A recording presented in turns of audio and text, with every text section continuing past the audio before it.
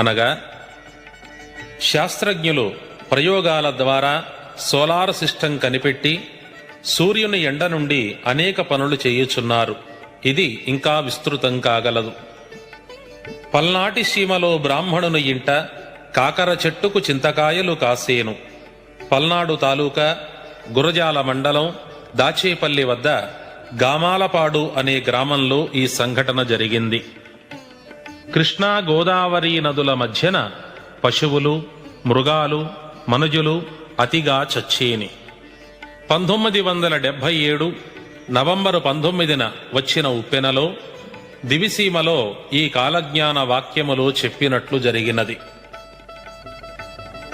పుట్టుగుడ్రాలు బిడ్డను కంటుంది, 3వ నాడు మరణిస్తుంది. 11 దినాలకు పట్టపగలు చుక్కలు కనిపించేని. 1980